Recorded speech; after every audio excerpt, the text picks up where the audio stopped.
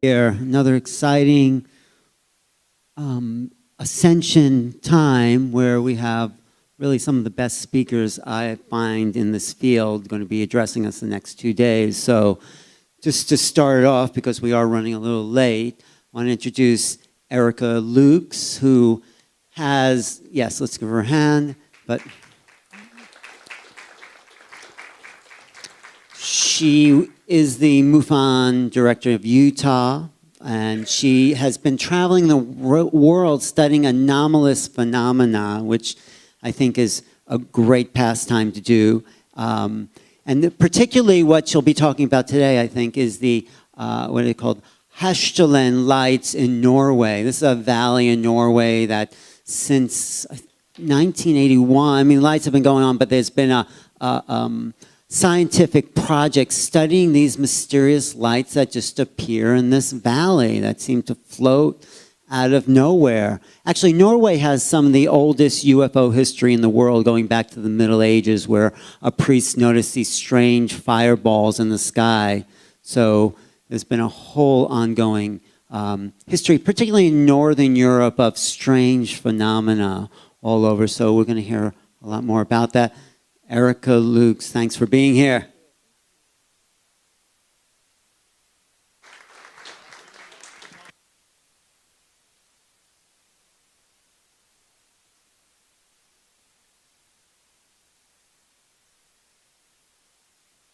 That is just way too complex for me. My name is Erica Lukes, and I'm very, very happy to be here with all of you, and I want to give everyone that is working on this conference, specifically Neil and all of you, no, that's okay, my thanks and love. It means the world to me to come out here and to connect with all of you, because all of us are here for answers, and we deserve them. I started, and we're hoping maybe my PowerPoint will come on at some point because I've got some amazing pictures. But to give you a little bit of my background, I have been an experiencer my whole life. You're good? Okay, thank you. I have, back in my childhood, I had several experiences where I was terrified. I always slept with the light on. I still do. I slept with 20 stuffed animals around me, and I grew up knowing that I was different and that I had things that I needed to study. And so when I was in grade school, I found a book on a shelf, and that book had a UFO on it, and I picked it up, and I never stopped. I began researching in grade school. I kept having experiences, and it was just truly amazing for me. In my 20s, I had a wonderful, and I'm just trying to get this to open. We're going to see if my PowerPoint will open, because I've got some good stuff on here. We'll see. We'll just keep praying.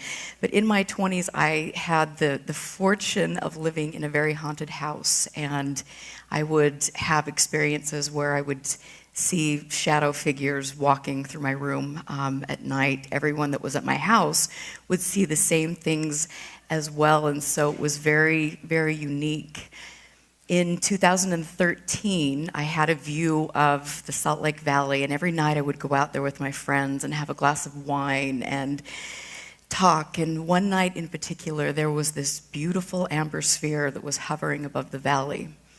And to me, I thought this was unusual. You know, I know what aircraft looks like coming in and out of the valley. It was also in a place where we don't see a lot of aircraft because we have some of the most restricted airspace in the United States, thanks to the NSA and Dugway Proving Ground. I watched this ball of light. We got out our binoculars. The light was in a single place for 45 minutes.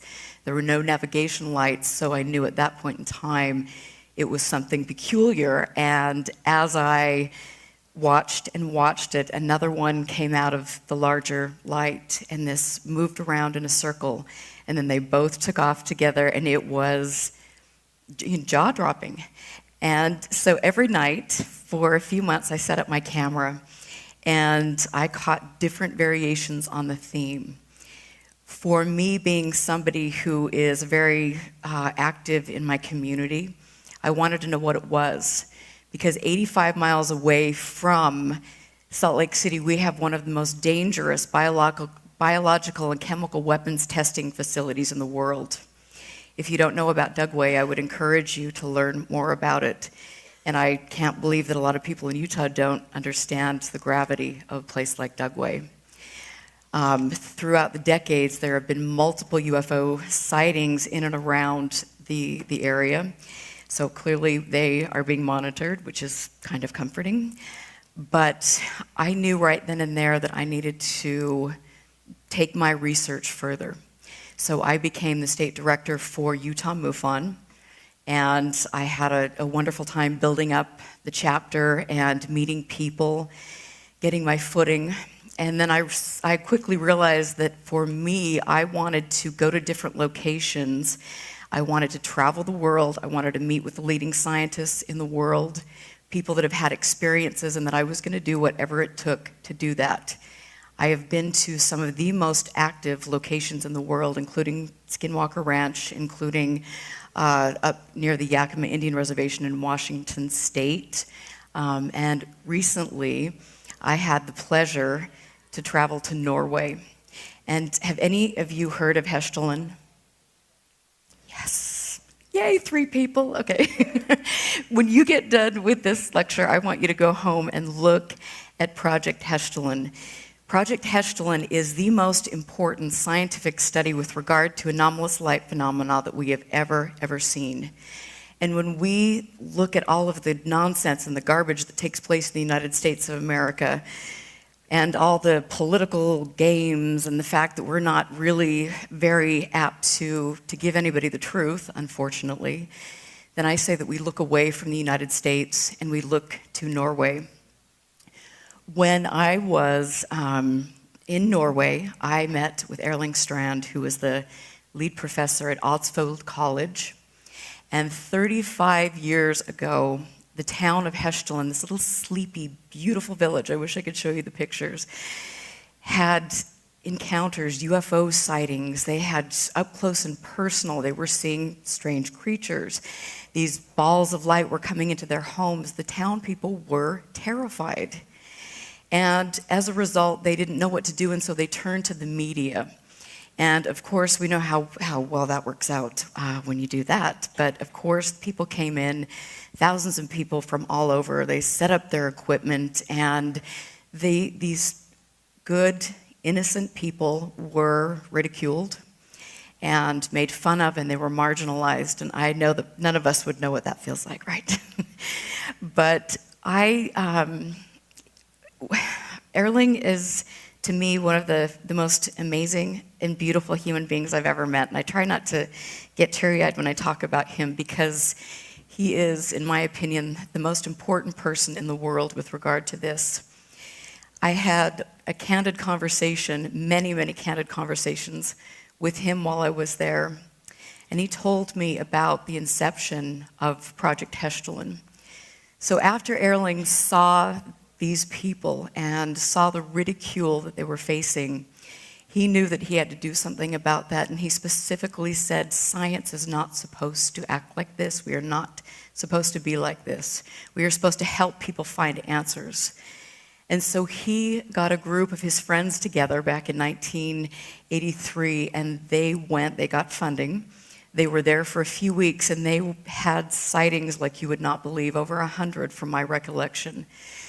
And after that, he knew that this was real without a doubt. And so he worked with the military, he worked with Odsvold College, and created funding, created Project Heshtalen, and now they have live stream cameras that you can see. They are working with Italian, French, German scientists, and people are engaging this topic like adults. They are making incredible progress. And so when you see the anomalous light phenomena, that would be what most of our UFO sightings are, the spherical objects, the amber orange spheres specifically. They have had interactions with these objects, one in particular where, of course, we hear people will pick up a flashlight and flash in a sequence. they did this and the objects responded. So they have identified, and this is critically important, 4 different types of light phenomena that behaves intelligently. This is a scientific study, and you wouldn't find that happening here in America, I can tell you that much. Thank you. But every morning I woke up and we would get in the car and we were there at a really cool time. It was during science camp. Twice a year in Norway, Eidsvoll College takes the engineering students to Hestelen, and they teach. The students climb mountains, and they have computers and everything that you can think of, and they stay for 2 weeks up in the most intense conditions to collect data. They teach. Oh, thank you. Very nice. We'll get it, and when we get it, you guys are going to be super stoked. But, and so will I. But the students are absolutely stunned when they see this anomalous light phenomenon. So I was there, and I would climb up mountains, and I would sit in the tents with these students, and I would also see them come back to the main hub of activity where they would go, kind of a staging area, and hear them talk about what they'd seen. And they were so excited. They were just thrilled, and they were learning how to use instrumentation to study this phenomenon. They were empowering students in college to look at this seriously, and that, again, is something that we just don't do in the United States of America, and I certainly hope that that can come to, I hope that that will change at some point in time. I also had a conversation with him. One day we were sitting on the couch, and I asked him personally how hard it was for him as somebody in the scientific community to broach this subject. You know, this is back in 1983. And I asked him if he faced ridicule, and he says, you know, of course I did. This was a really hard thing, and I had many, many colleagues come to me and say, what are you doing? Stop it, you're gonna ruin your career. And he said, no, this is the most important thing I will do. These people deserve the best. And so it was to hear him coming from this place of pure love of these people, pure love of science, and knowing that he could be one of a handful of people that made a difference. I mean, thank you. Yeah, I mean, oh, baby Joseph, okay. You guys get to see the pictures. This is so exciting. Thanks, you guys. So when I talk about this, I always get teary-eyed because it was such a special moment for me to be in a location like this and to see people learning and to see people taking this, like we all should, very seriously. I want to, hopefully, talk a little bit about some of the areas, now that my slides are working, with regard to the places I have been and the experiences I have had. In the early 2000s, I traveled to Ireland, and I had the unique opportunity to stay in every haunted castle and learn from everyone over there about the paranormal. I then, and we don't have the picture here, but I traveled to England a few years ago, and I was there 3 days after the Ansi crop circle formation was discovered. And I was with Gary King, who's one of the world's leading experts in crop circle formations, and I had a very wonderful moment with him and Michael Glickman, another wonderful crop researcher, where they were talking candidly about their experiences in this circle and why this actually wasn't a man-made circle. It was one of those really unique events that I just absolutely loved. I also went to Arizona, and there is a very special spot in southern Arizona. And when I was there, this is a place that has been studied by several different researchers. They don't disclose the information about the location for good reason. It is out in the middle of nowhere, and we took our sleeping bags for 6 nights. We slept with no tent, out in the middle of the desert, coyotes walking through our camps. I climbed mesas, and saw things and videotaped things that are truly, truly remarkable. It was a great experience, and it just has been adding to my research base, which is important. And then clearly, you guys don't get photos. Okay, we're just gonna have to roll with this. Groovy. So after I went to Arizona and I traveled to Norway, I want to tell you a little bit about this experience I had in Norway because this is so cool. So every night I would go out with Erling, and we would go out to the middle of this barren field, and the wind was whipping. It was so freaking cold, and I actually took my snow outfit, and that didn't even do anything. But we set up our cameras, and this was one of the most active locations in the world. It was so cool. And there was, the first night I was there, it was just Erling and myself, and I could hear right next to us 2 male people talking. And I knew that there was nobody around us. I mean, there wasn't. We knew exactly what the surroundings were like. The next night, we came out with a third fellow who has photographed a lot of really unusual objects in the Hessdalen Valley. And he also heard the males, 2 males having a conversation right next to us. It was very unusual. And so I stepped out. I walked quite a ways away from both Erling and Thomas and turned on my video camera. And granted, I couldn't get anything on video, but I did have audio. And after a few minutes of standing there, I just asked in a whisper, "Where are you?" And when I played the tape back, something said right here. And so it was just one of those moments like, oh my God, these moments that you live for. And I never, ever felt threatened. I felt that whatever was there was very genuinely communicating with me, and that it was, in my opinion, a very beautiful moment for me that I will always remember.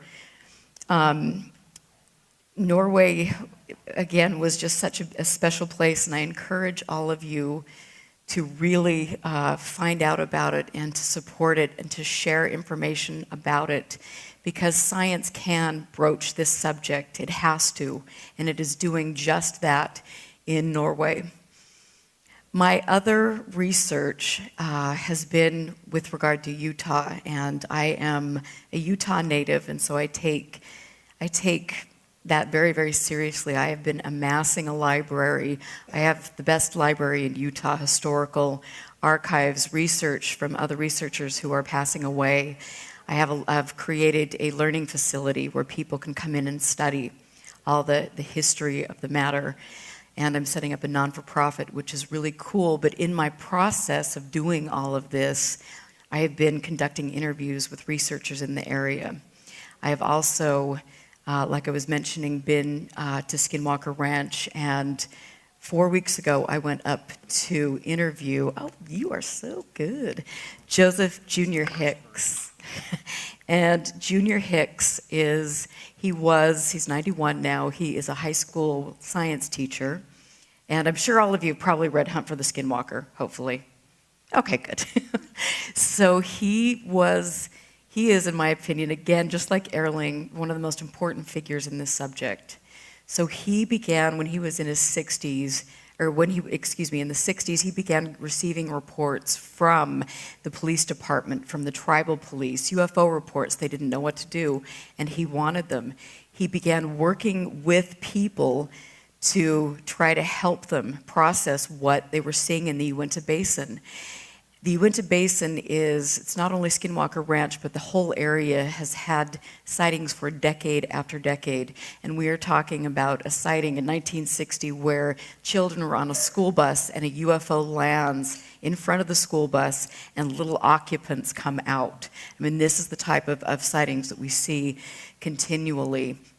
I'm just going to burn through this. I also have found somebody that I hold in high regard, and I'm so grateful I had the opportunity to meet him, Dr. Frank Salisbury, who was a botanist in Utah. He also worked with NASA, and he wrote this book, which is the best book on the Uinta Basin. and he wrote it with Junior Hicks, so you can look back and see some of these historical cases. It was just amazing. At the University of Utah Library Special Collections, I found many, many boxes full of his personal writings, his papers, his communications with Dr. Jacques Vallée and many, many other people that are prominent in the field. And it provided me a very candid look at this individual's life, his bravery, and how in one specific folder I found communications where he felt like he had kind of lost his footing, he'd lost his way, and he had to step back. And as we know, Grant, I mean, all of us know this, sometimes you have to step back because you do get kind of thrown off your game a little bit with this, and it's important to step back. But here is a photo, and this is of one of his journals. And this is what he used to describe all of the different people that were having sightings. This is in the book. And so there were page after page of all of this with notes, and it was the coolest thing. And then here I am up in this area, and I was contacted by a family, a son. He introduced me to his mother and his grandmother. And I went up there. They're right outside the ranch. They've had 3 generations of UFO encounters, experiences, abductions. The grandmother passed away about a year ago, but I have 2 days worth of film where I'm interviewing her. And she's taking me through her life as a 3-year-old, and she's talking about these beings that came to her, that medically healed her. And how very hard it was in a very small Mormon community to process this information, to know that you were different, and to know that you could hardly even talk to your parents about this. So in this photo, I am at their home, and she is pointing to an area where there was a UFO that, according to them, landed and left indentations. This had been decades before. So here I am with Joseph Junior Hicks, and this interview, and I just obtained funding to do my documentary, and when this interview is aired, it will blow your mind. In one of the moments that Junior was talking, he told me about a sighting, and I've got to tell you this because this is just off the charts, but he said that there were 3 men, and they were out one night. They were on tribal land, and this winged creature landed on the roof of the car. The car window was cracked, and this creature stuck his hand in and grabbed the person, just left him bloody, but he was able to snap 3 photos. I don't know how you would do that when you'd be in that situation, but he was good. In the 3 photos, the first photo shows the forehead of this creature that had horns coming out of it, wrapping around. In the second picture, he photographed the eyes, what were glowing red eyes. And then the other picture, it was a hand, a very large, hairy hand that was coming through the window. When obviously these men were traumatized, there was significant damage done to the car. And when the men went through and they saw a few tribal police officers, they said, "We need help. My friend is injured. Help us, help us." And the tribal police said, there's nothing to see here. We're not going to touch it. Keep driving. So after that, they found the local medicine man, and everyone, Junior Hicks was there. He saw the photos. The medicine man blessed the people that were involved, and he said, "Delete the pictures." So unfortunately, that's what happened, but it is an amazing story, and Junior Hicks has many more stories, so I look forward to sharing that with you. This is the beautiful woman that I interviewed, the grandmother, Varnes, and again, I'm going to be interweaving these into my documentary because they're so important for you to see this brave, beautiful woman talk about her lifetime of sightings and how she really felt at the end of her life that whatever this was protecting and comforting her. And I think it was a beautiful, she's an amazing lady. So this is Skinwalker Ranch. This is the new gate, and this I did have the pleasure of going there and spending time, and it was every bit as creepy and beautiful as you could imagine. It really is truly a stunning place. I was there 5 weeks ago when I was interviewing Junior Hicks and set up all of my equipment on the periphery of the ranch. I wasn't on the ranch, and had quite a light show. The experience I had and some of the photographs that I took are very intense.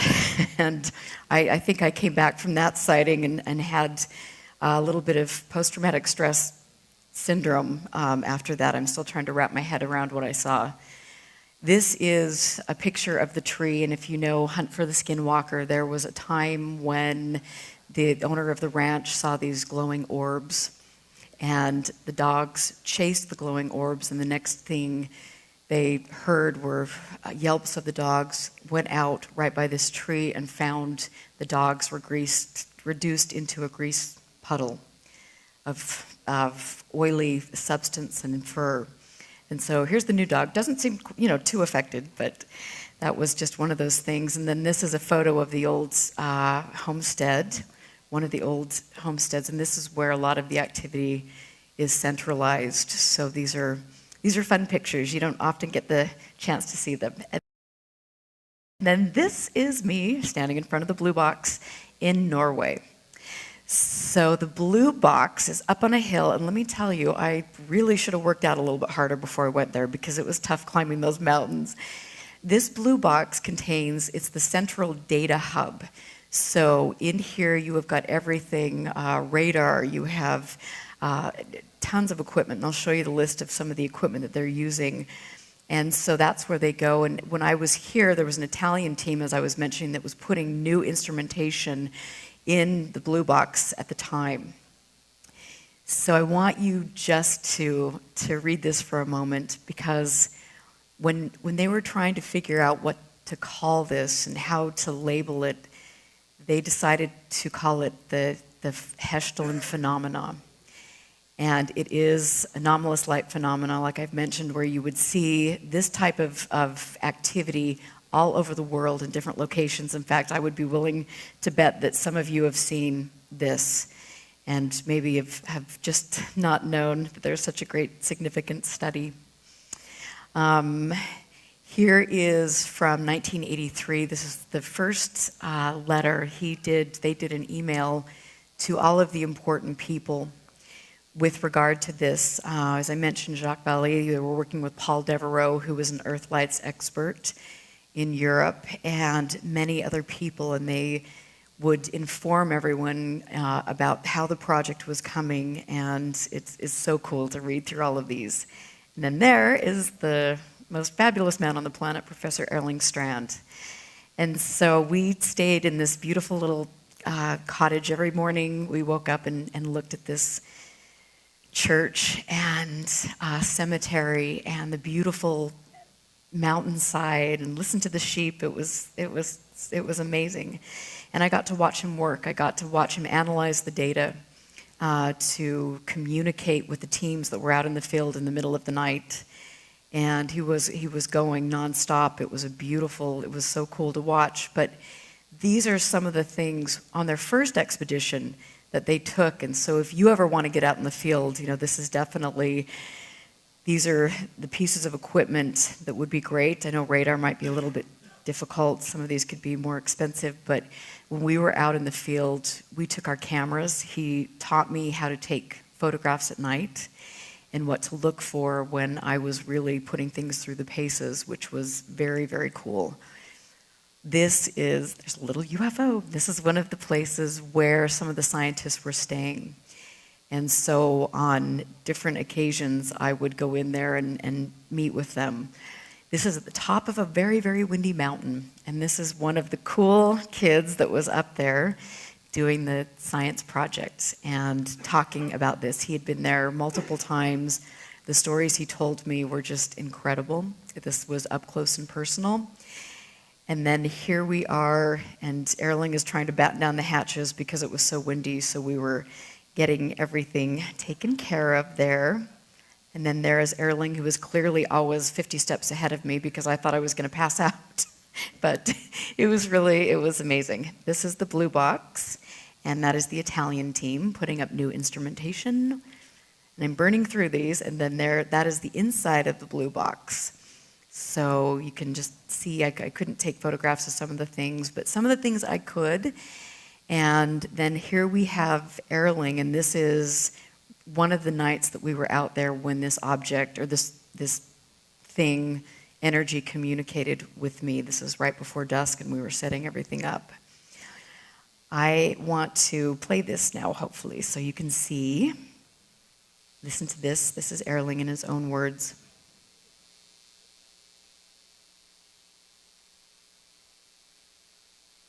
What? I just need a permanent helper up here, I think. Sorry. These guys are so nice to take care of me.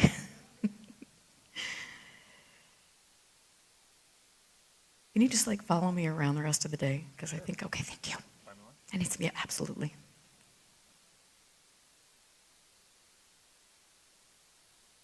This is clearly why you don't use a Mac. I think it stopped. Thank you. It's just up at the top. Well, we'll get there. You can see us in our little... Hold on. They didn't plug my... See, this is a community effort. You rock. That's awesome. So, yes. So when you get to hear it, this is a really great interview. So you can be excited. Make a pop sound so everybody just embrace the... That was very exciting.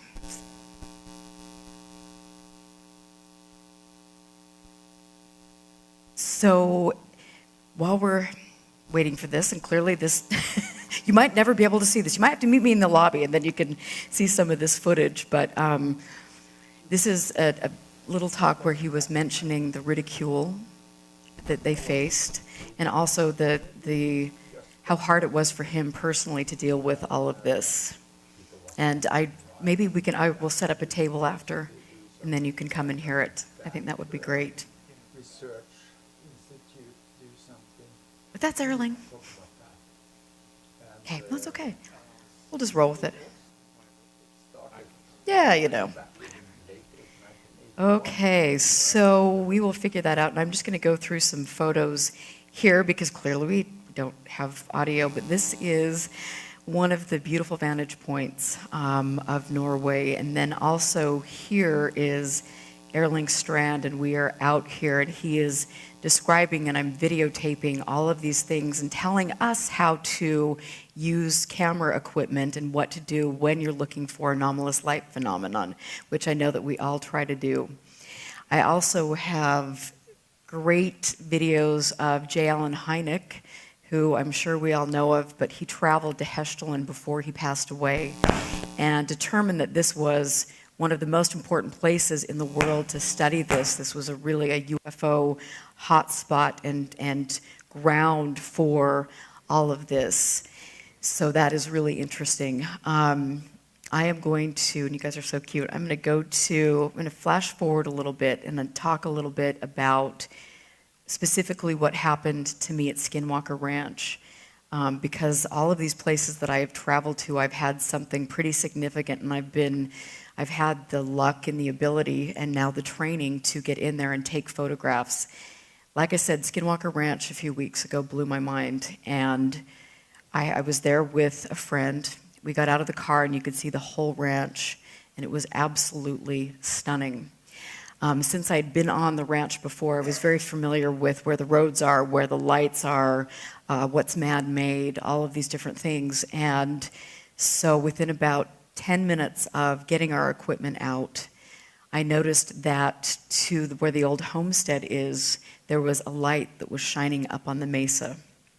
And it was peculiar. It caught my eye. And so I kept watching it, and this light would travel across the mesa, and I thought that was peculiar because the road is running in such a way that that would not be anything that would be a car light. The light source was also too large. And as we watched this light, all of a sudden this illuminated mist began to form. And I'm sitting there just trying to put this in my mind, trying to wrap around what I was seeing. And then this mist started moving across the whole length of the property, and then it came towards us. And as it did, everything got very bright, and eventually the mist, more than once, this energy engulfed us. And it got, very, very cold. We could hear somebody talking or walking behind us, which I, of course, whipped around, and there was nobody there. We were stunned. And I got an intuitive feeling that whatever this was that was there, it was almost acting like a security sensor, trying to come out to figure out what we are. And then it would retreat, and then we would watch it move across the field. And then where the Skinwalker Ridge is, there was a beautiful ball of light that hovered, and then there was another one. And I have pictures of all of these. It was truly incredible. Video of us. We were there for 2 hours, and this just kept happening. It was like there was a portal that had opened up here, and I spoke with Junior Hicks after my experience because I was pretty rattled, and Junior said, well, I would have probably gotten out of there. But no, I love doing this, and I felt like, again, this was just such a special experience. Like whatever this was, it knew we were there, and it put on a light show for us. There was no possible way that the ground could have been illuminated like that by anything. There was no light source. I don't know what I saw, and if any of you have ever experienced anything like that, I would really, really, really love to hear your stories, because I'm, again, trying to document things and put so many things together with all of this. So, do we have audio yet, do we think? Okay. Jaha, jag heter Christer Nordin och ordförande då för UFO Sverige. Vi befinner oss uppe i Hästdalen nu på det här projekt Hästdalen. Vid min sida har jag Dr. G. Allen Hynek från just now from Arizona. Arizona now, yes, the new place. Not more in Illinois. Okay, Alan Hynek, what do you think about the Scandinavia weather and what we're doing here? It's been a real experience, a marvelous experience, and I'm hoping before too long to come to Sweden again, because I enjoyed my stay there very much. So one of these days I'll come there again, and I'll invite all of you to come to Arizona, where it's nice and warm. I can think that when we look at the weather now here, we are also still here in Norway now, so and Alan have been here for 2 days, with us, now. just looking to the project and what we are doing here. Mm-hmm. I don't think we have seen any UFO phenomena when you are here. Not this time, no, but Very sorry for that. it's in a sense rather interesting, because it shows that you're not faking, because you see the first project Hästdalen number 1 had some very nice results. Yes. Project 2 didn't, but you see, that goes to prove that the first one was correct. Oh yeah, that's the point of it. Oh yes. Oh, we shall hope that we can get something out of this project Hästdalen we are doing here, and we hope, of course, that you can help us in United States. I will. To sell. One of the reasons I came, I wanted to see it for myself. Because, Yeah, what we're doing. Letters and all that is fine, but it is much better to see for yourself. Yes, of course. You can tell them now that you have been on the place. Been on the place, and I know what it's like. And cold and winter. And my camera didn't work too well, but I'm hoping I can get some pictures from the various people who took pictures, because I want to see the pictures of the tents and the hut and so forth. Yeah, that's be very good. I also know that Alan Heine have a very shaking experience with the Swedish cars here, or Norwegian cars. We have stopped in the gasolines with a little problem. It was a Mazda. It wasn't a Swedish car. It was a Japanese car. It was a Japanese. Good, you said that. Thank you. It was a Japanese car that did that, and if we hadn't stopped near a house, it could be a problem. It was very, very cold. It's minus 34. And 34 degrees of cold when Alan cold. Hynek was here, yeah. and if we'd had to walk, we could have frozen to death. Okay, of course. So But here we are. here we are, Standing here. and everything is fine. Yes. And many of the members of the group shall leave back to the positions again, to Sweden, the most of them. So, but we are still here So for... we're here another night. Yes, we are. So we shall see what's happened. Yeah. All right. Now I think we should go get some soup. Oh, yes. It's very nice to have you here, Alan. Thank you. In regards to all the very nice people that I met in Sweden and my good friends, and I hope to see you again before too long. Thank you. So that was a really lovely interview. I have another interview from his time over there, but he unfortunately passed away before he could make it back. But he did, that was oh my gosh, I think that must have been like 1987-ish, but it was, he was thrilled to get over there. Clearly he's a warm weather kind of guy, but so here now we've got the interview with Erling. This is really awesome, so I'm excited. It's working.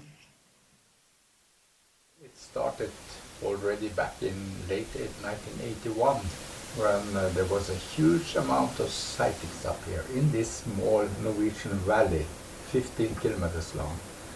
And the people saw mostly a light outside, and I was wondering what it was. And newspaper wrote about it. Several people come up here in the beginning of the 80s because this lasted a long time with this high intensity. Well, from November 1981 to late 1984. So many people went up there. And it made a big impression on me because it was a huge light. That was back in 1982. No one did do anything, just talked about it. And people was asking, why doesn't that university do something? Why doesn't that research institute do something? Everyone talked about that. And we did also, me and my friends. And we say, well, why don't we do something? Yes, we can do something. Why not? Exactly. So when you would talk to me about the fact that you were seeing that these people that were having these experiences didn't necessarily, they didn't feel like they had an outlet, and so they turned to the media because they just wanted answers to what they were going through. And so I know that to you, to see the ridicule and scorn that they received from the media and from maybe the mainstream scientific community, that was something that was unacceptable to you. Yes, I read what the media was writing about it, made ridicules of people who reported it and saw it. And but I have been here myself, and I've seen it was a real phenomenon. So I was a little bit shocked of the writings in the media and also in television and so on. And a group of us decided to start a project, get the scientific data. Did you have any blowback from anybody you were dealing with, any colleagues, anyone at the university? Did you have people tell you that this wasn't something that you should be looking at? Yes, of course. When I started the first project test down back in, it was not only me, we were a team. When we started it in 1983, I was at that time working as a researcher in Oslo, and I discussed this with my research fellows, and they say, oh, you shouldn't go into this, at that time it was called UFO, because if you're dealing with UFO, then all your research career will be ruined. But I was curious. I was too curious to let that stop me. And also I knew there was something because I'd seen it for myself. And I think that a real scientist should be curious on the unknown and not try to find a solution in just without any investigation, Right. which many do. And that also shocked me a little bit, that some researchers, some professors, which has a negative attitude to it, just they try to ridicule it and ridicule the people. That shocked me a little bit, because a real scientist should have the attitude of this we must investigate, this we must get the data to find the solution. But very many don't do that. But there are some real scientists, which I call a real scientist. I like it. Which are going to the phenomena, try to find a solution the right way, how a scientist should do. Put instruments out, investigate, and get the necessary data. And So here he talks about science camp. This is very cool.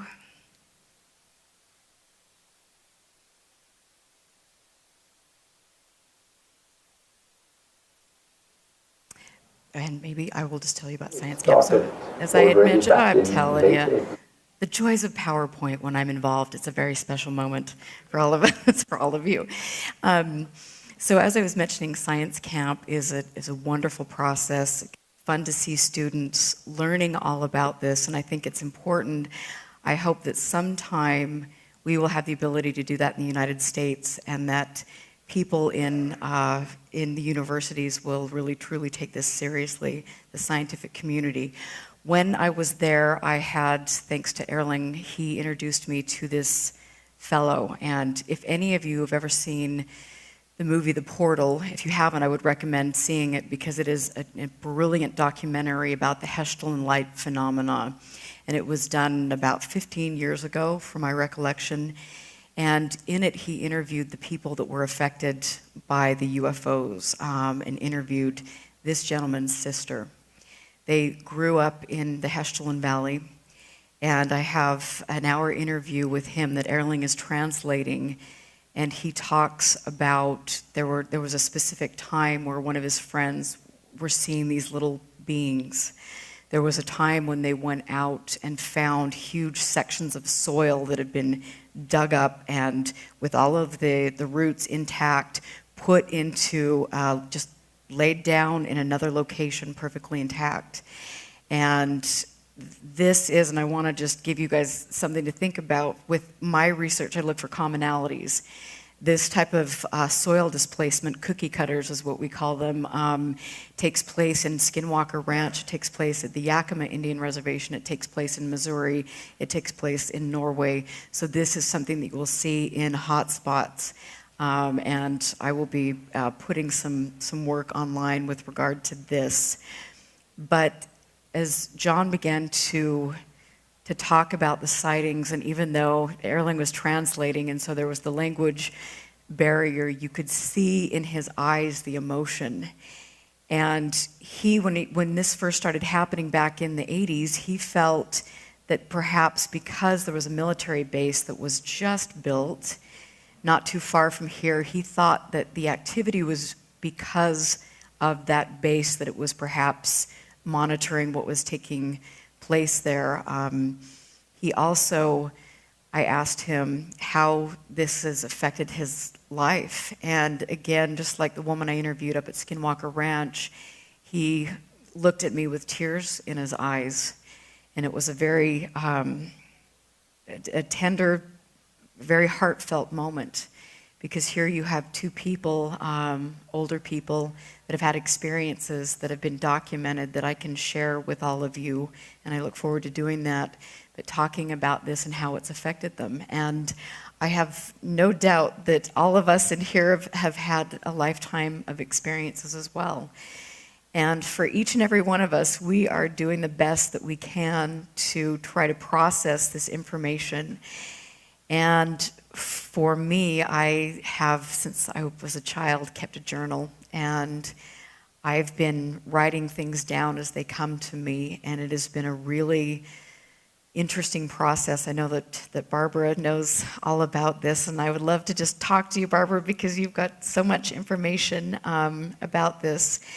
But I keep going back to, my experiences, and I want to show you this because this is a drawing that I made in 3rd grade.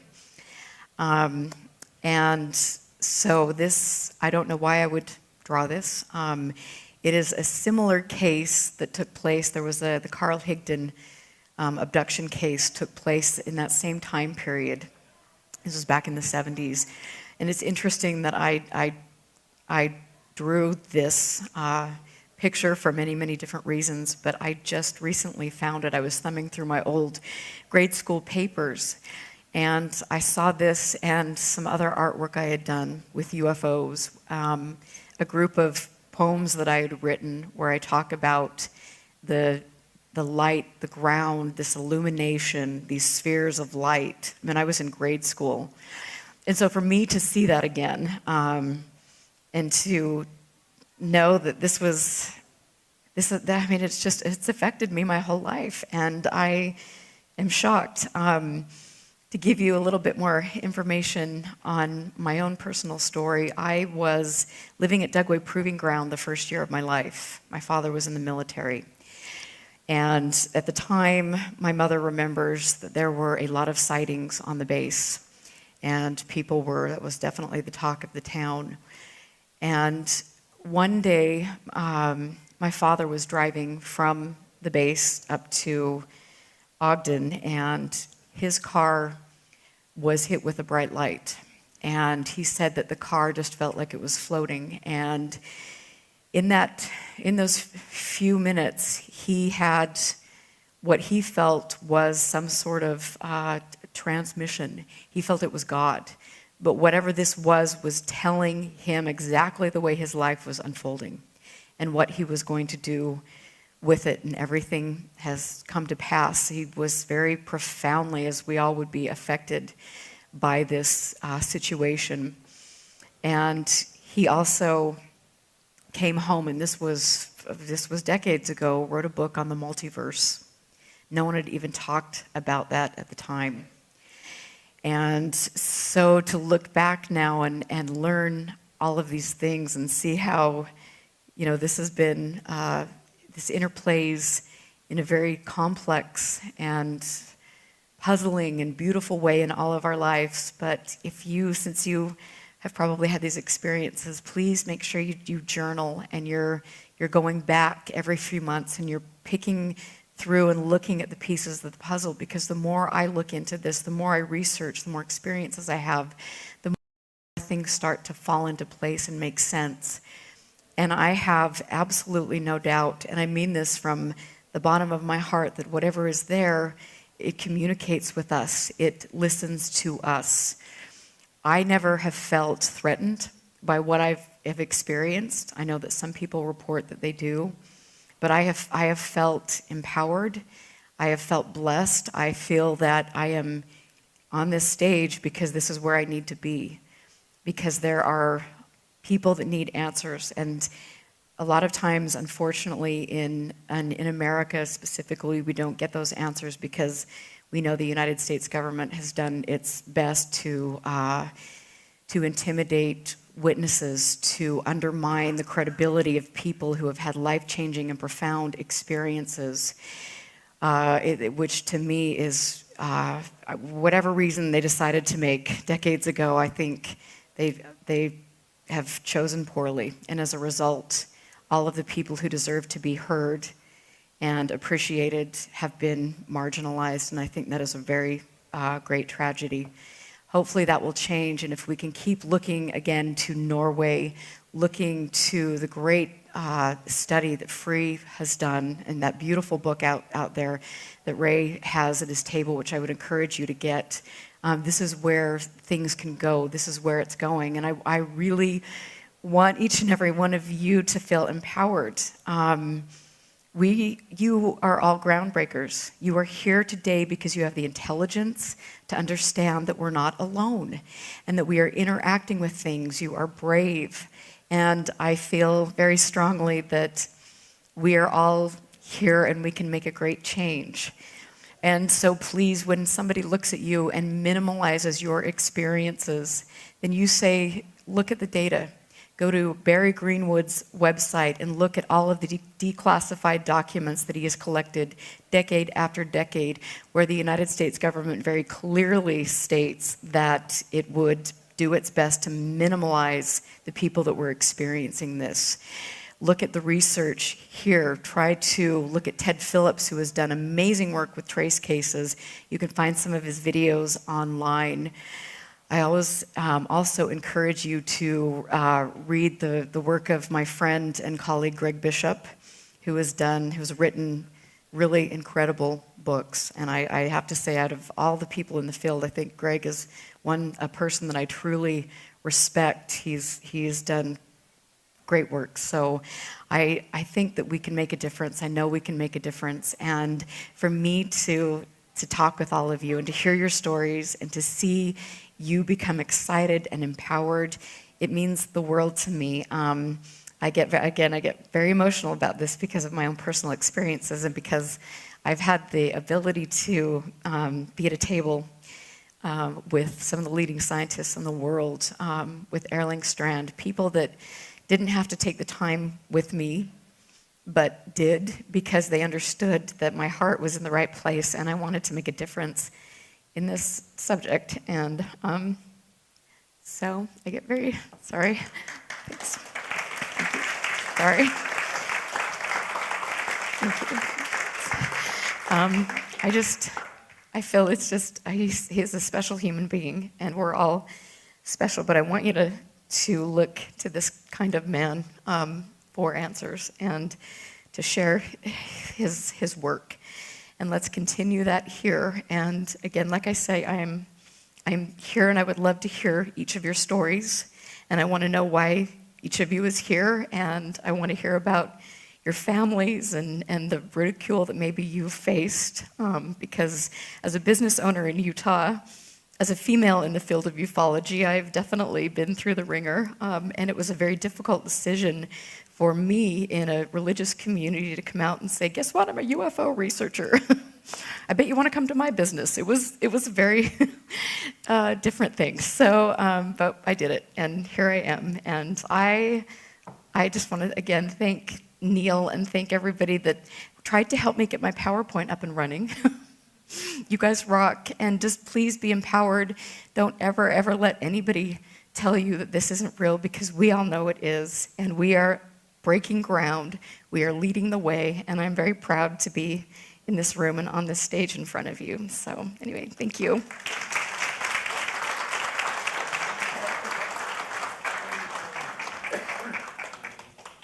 Sorry.